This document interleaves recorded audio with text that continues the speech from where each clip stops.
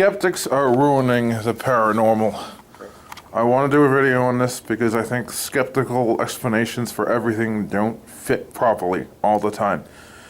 Perfect case for this, Jersey Devil, okay? Some woman claims she saw Jersey Devil, alright? This was on a documentary I was watching online after watching a big Bigfoot set of documentaries online on YouTube that are actually TV shows, and I was watching them through YouTube. I'm not going to say what shows they are. I'm not really a big Bigfoot fan. But let's just say I was watching this Monsterquest episode that I've actually seen before, and I don't like Monsterquest because it tries to go too much to the skeptical side of things. So, I'm watching the Mothman, not the Mothman. I'm watching the Jersey Devil Monsterquest episode, and at the beginning of the episode, they tell about a sighting in New Jersey where some lady and her son go out in the middle of the night to disconnect some Christmas lights in the middle of the winter. They go out there, they get attacked by something that's flying, they run into the house, they hear these slamming noises on their roof of their house, they go to bed. Next day, their husband goes out and sees these huge footprints on the roof of the house, and nobody, no trackers who actually know what good footprints look like, knew what these were. They didn't know what kind of animal made the footprints, and they said they were very deep footprints. Well, okay. My thoughts on this. A skeptical detective was brought in to investigate a paranormal encounter. Now, I'm not saying this is paranormal. Bear with me. His friend, another detective, said that footprints can look very different in the snow. They might look deeper, but he says they could be enlarged in the snow as well.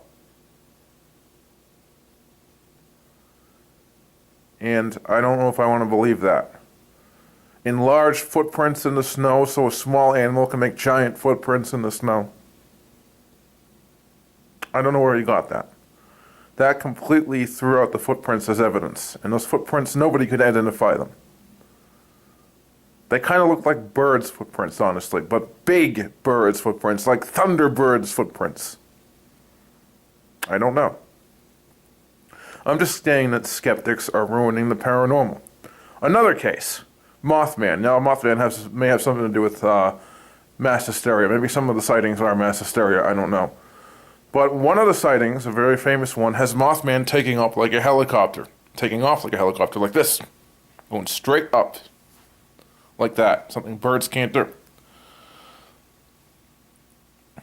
Alright? And John Keel, who actually went out and explained that this was something that birds couldn't do, he was completely bashed by the skeptics for his crazy claims, quote unquote, even though most of his claims are true.